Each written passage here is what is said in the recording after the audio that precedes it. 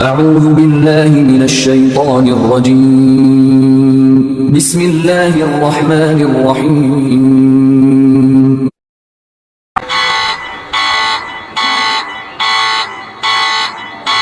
Pengkajian ilmu Allah ini bukan untuk awam, harap ditonton sampai habis videonya supaya tidak salah paham dan paham yang salah.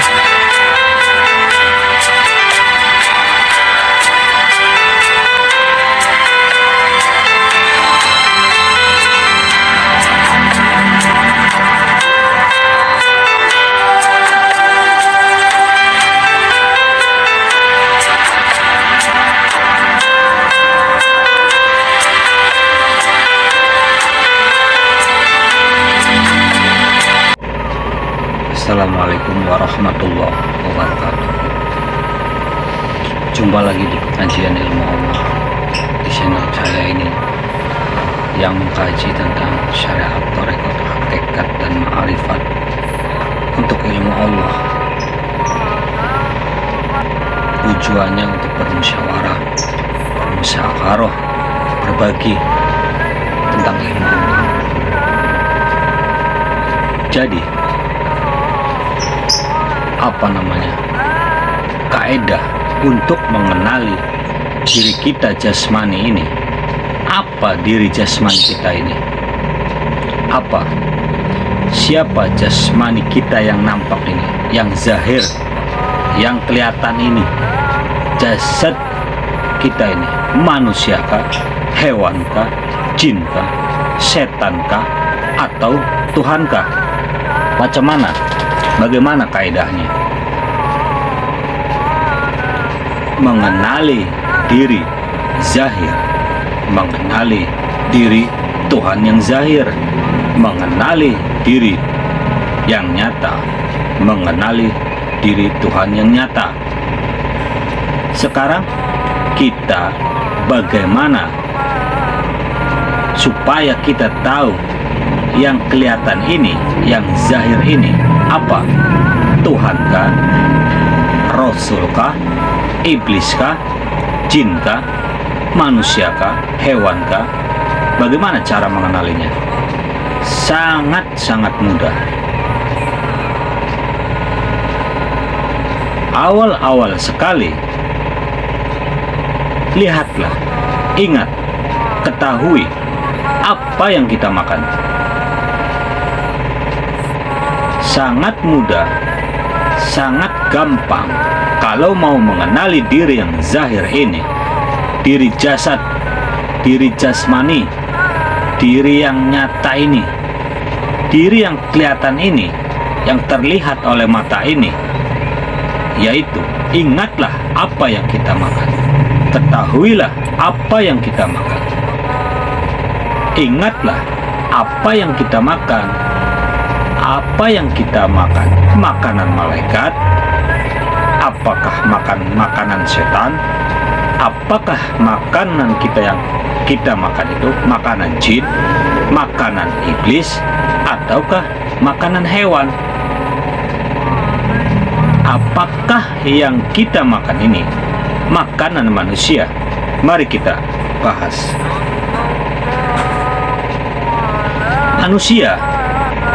Manusia tidak akan makan makanan setan. Manusia tidak akan makan makanan jin. Manusia tidak akan makan makanan hewan. Nah, manusia makan makanan manusia yang sudah ditetapkan oleh Tuhan, yang sudah ditetapkan oleh Allah. Allah sudah atur, Allah sudah tetapkan makanan manusia. Makanan jin sudah ditetapkan, hewan makanannya juga sudah ditetapkan. Itulah manusia ada 3 golongan. Yang awal itu golongan awam, yang kedua khawas, yang ketiga golongan khawas bil khawas. Kita mau yang mana?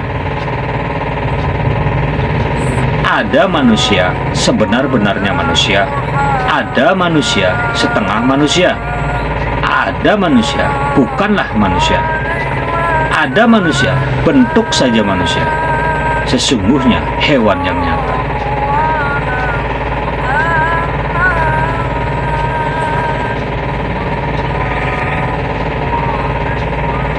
Ada manusia setengah iblis, ada manusia setengah setan, ada manusia setengah jin, ada manusia pura-pura manusia, ada manusia bentuk saja manusia, ada manusia rupanya saja manusia, tapi berhati iblis, berhati hewan, berhati setan.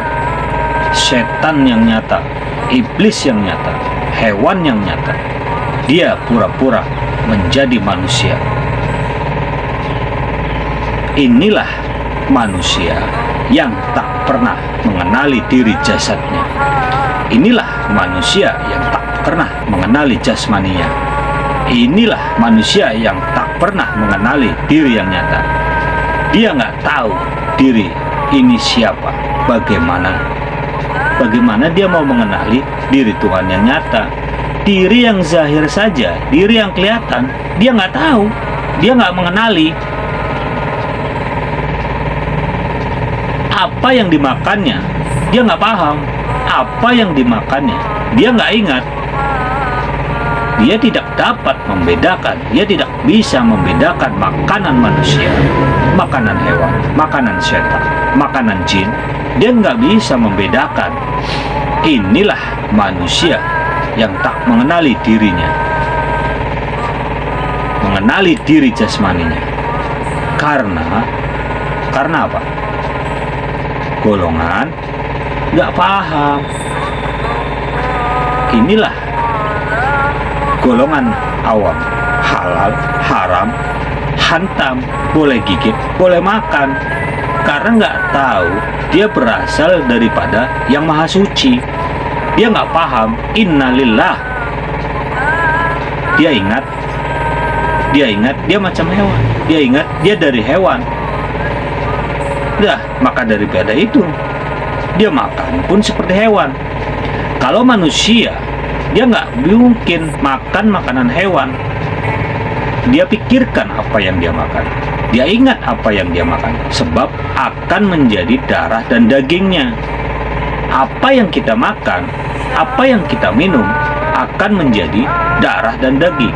Sesuatu yang menjadi darah dan daging, ya kan, yang kita masukkan ke jasad kita, ke dalam diri kita, ke dalam perut kita, akan menjadi darah dan daging. Apabila darah dan daging kita hasil daripada najis, dari yang kotor, yang bangkai, yang darah, yang pandai berak, yang pandai yang berkawin, yang ada nafsunya, yang bisa ngomong, yang bisa berjalan, ya kan? Kayak gitu. Maka kita termasuk golongannya. Inilah perbedaan kaum awam dengan kaum hawas. Saya bukan menyalahkan kaum awam, bukan menjelekkan kaum awam. Kita mengkaji bukan untuk mengkeji-keji orang. Saya memberitahukan kaum awam dengan kaum hawas, dan hawas bil hawas. Saya memberitahu manusia sebenar-benarnya manusia dengan manusia yang pura-pura jadi manusia.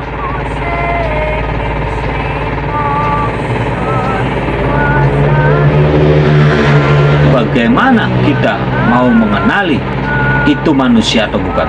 Bagaimana kita mau lihat apakah itu manusia atau bukan?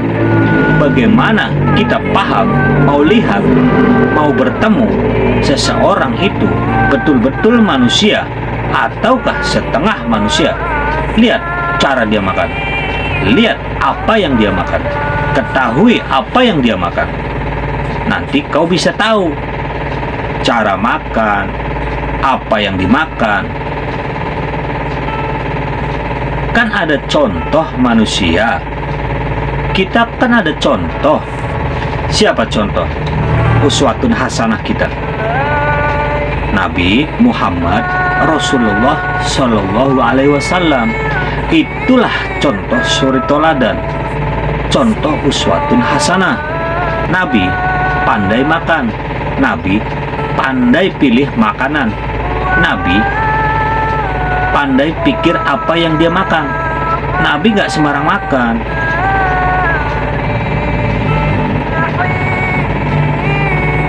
Itulah Nabi kita, sehat walafiat. Kalau makanan Nabi gandum, kalau sekarang roti, buah gamat, buah kurma. Di surat Al-Maidah ayat 3, Allah haramkan bangkai, darah hewan yang disembelih bukan atas nama Allah.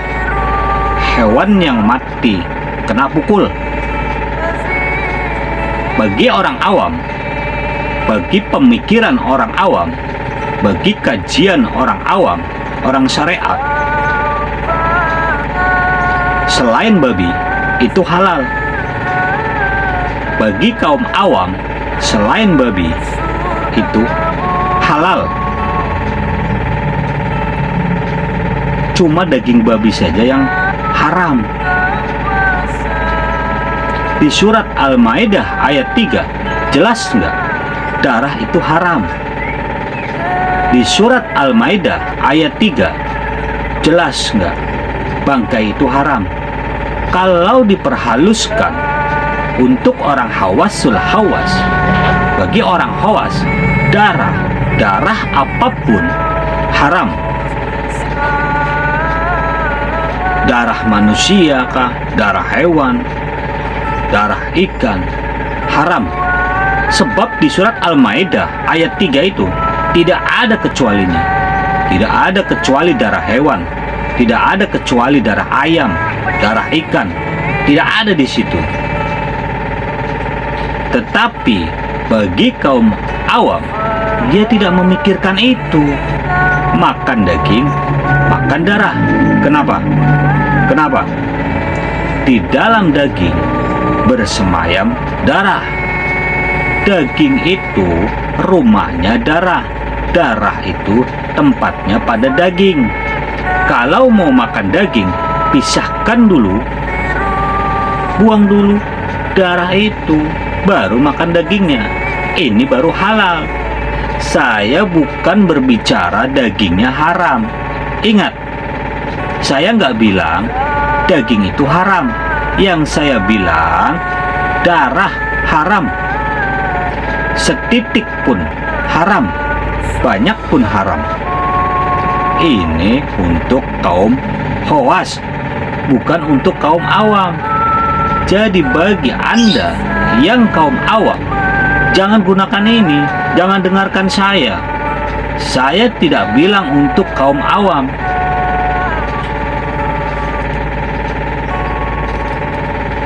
Saya berbicara untuk kaum khawas.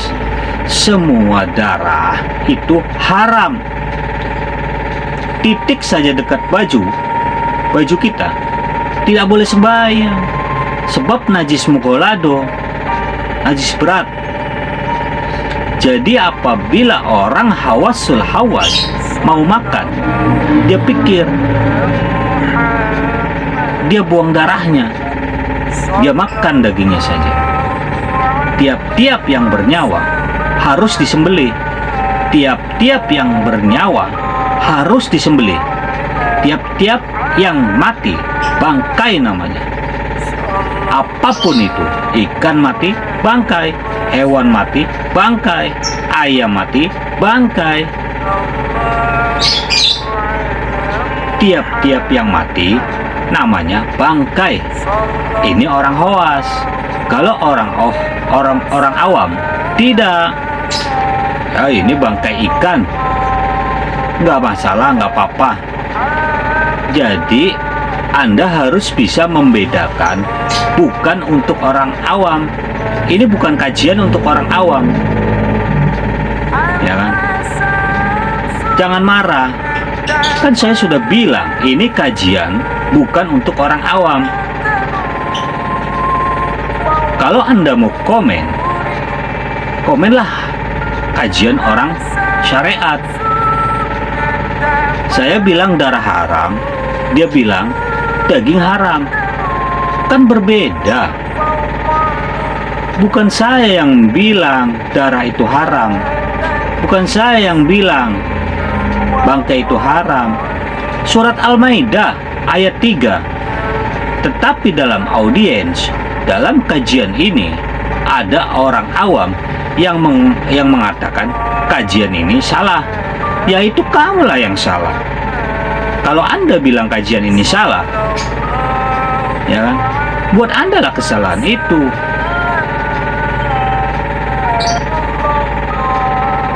Kalau kau bilang darah dan daging kau makan sekalian, kau bilang halal, ya silakan. Ya kan? Sekarang kalau hewan, kalau makan daging, semua dimakan. Tulang-tulangnya, darah, segala macam dimakan semuanya. Ya kan? Usus dimakan, ekor dimakan, kulitnya pun dimakan, tulangnya pun dia makan. Ya kan? Sampai kambing pun bilang, bro, apa namanya, dia bisa makan semua itu. Kambing, dia bilang sama kawannya, ini jenis makhluk apa, katanya. Kita nggak pernah makan manusia, tapi manusia makannya, ya, semuanya dimakan. Kambing bisa bercakap seperti itu. Ada nggak kambing makan manusia? Pernah nggak lihat kambing makan manusia? Tapi manusia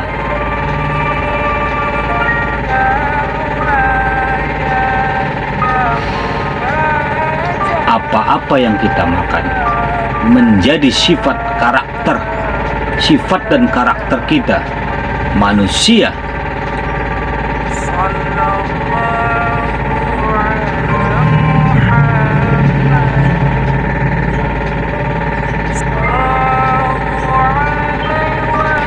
Manusia yang selalu makan hewan, lihatlah karakter dia. Dia nggak bisa kawal nafsunya. Dia nggak bisa kawal amarahnya. Sedikit saja sakit hati, mesti marah. Inilah nafsu amarah, nafsu lawamah, nafsu malhamah, nafsu yang tidak pernah. Bagaimana mau sembahyang? Pasal makan saja nggak bisa dikawal.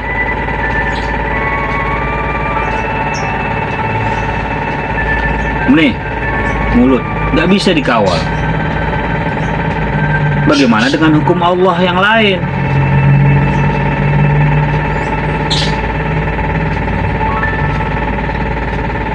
Masalah makan saja kita sudah nggak bisa.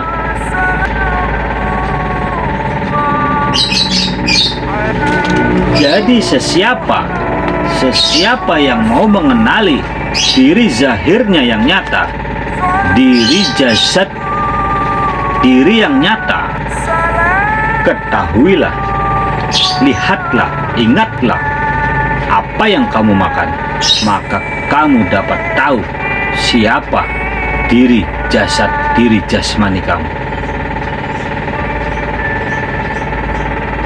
Harus tahu. Nah, setelah kita paham, setelah kita tahu diri jasmani kita itu apa, diri zahir, barulah kita tahu diri yang batin kita ini apa.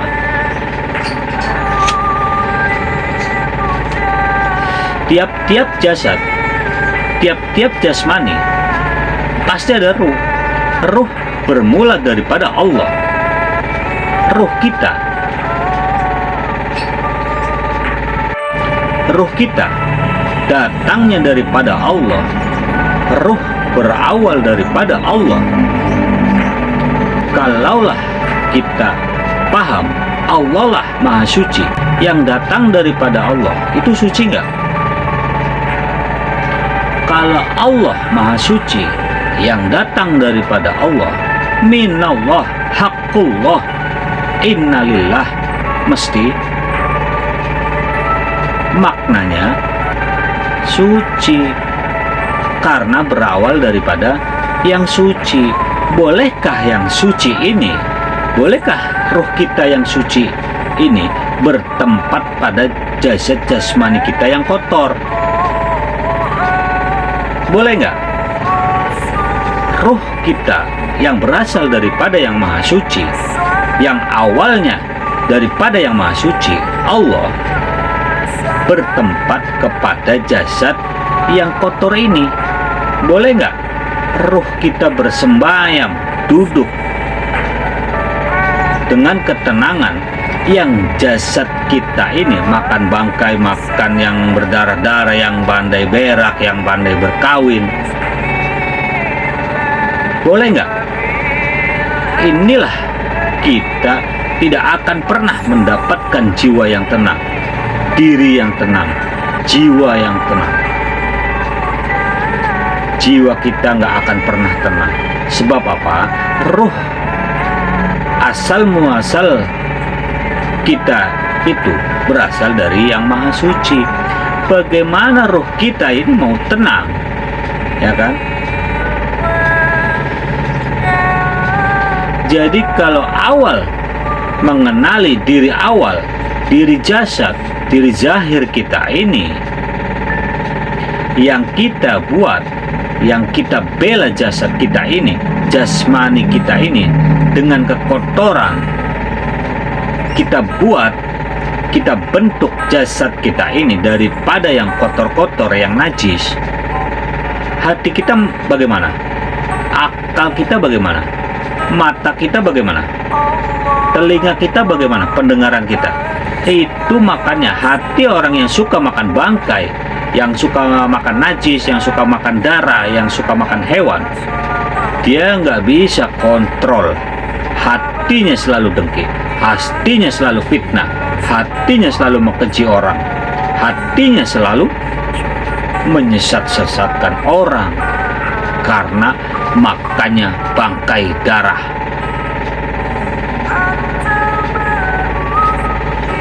Dia nggak bisa kontrol nafsu setan, nafsu hewan, nafsu amarah, nafsu lawamah, nafsu malhamah. Tidak bisa, tidak akan boleh mendapatkan kedudukan, ya, nafsu yang diridhoi oleh Allah. Nggak pernah sampai dia, sebab dia mengotori diri jasadnya, dia mengotori diri zahirnya, dia mengotori tempat ruhnya, dia mengotori kedudukan ruhnya, dia mengotori rumahnya daripada ruhnya. Yang sebenarnya dia lahir, yang sebenarnya dia keluar bersih, fitrah, tidak ada satupun kekotoran dalam diri. Tapi semasa dalam hidupnya, semasa dia dikasih ruh oleh Allah, Allah amanahkan ruh kepada jasadnya, dia nggak pandai menjaga jasadnya, dia nggak bisa mengawalnya, dia nggak akan pernah kembali ke Tuhannya, karena dia nggak pandai mengawal apa yang dia makan. Dia nggak bisa memilih apa yang dia makan. Bolehkah yang kotor ini kembali kepada yang suci? Bolehkah yang maha suci menerima benda yang kotor? Boleh bersihkah? Boleh sucikah dengan menyebut nama Allah? Boleh bersihkah hati kita dengan menyebut nama-nama Allah? Boleh sucikah hati kita hanya dengan memanggil nama-nama Allah? Sampai kapanpun hati kita, darah kita, pikiran kita, perbuatan kita tidak akan pernah bersih. Biar 1000 tahun pun kamu sholat, biar 1000 tahun pun kamu memanggil-manggil nama Tuhan, berzikir kepada Tuhanmu, kau tak akan pernah bersih, karena kau memulai hidupmu dengan kekotoran dan najis. hati kita bersih, jauh dari perbuatan maksiat. Pendengaran kita bersih, jauh dari pendengaran yang maksiat. Penglihatan kita bersih, jauh dari pandangan yang maksiat. Hati kita bersih, jauh daripada mengingati yang maksiat. Langkah kita bersih, jauh daripada langkah ke yang maksiat. Perkataan kita yang bersih, jauh daripada perkataan yang maksiat. Inilah orang yang bersih, lagi suci. 1000 kali pun kita mandi, 1000 kali pun kita berwudu, tak akan pernah bersih, tak akan pernah suci. Inilah hakikat daripada diri zahir.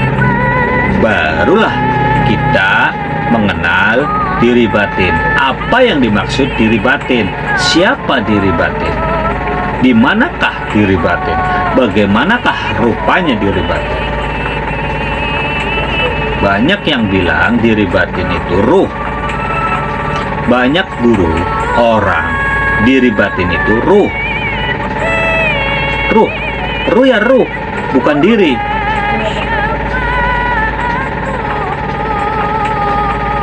Jasad tidak akan bergerak kalau ruh tidak bergerak.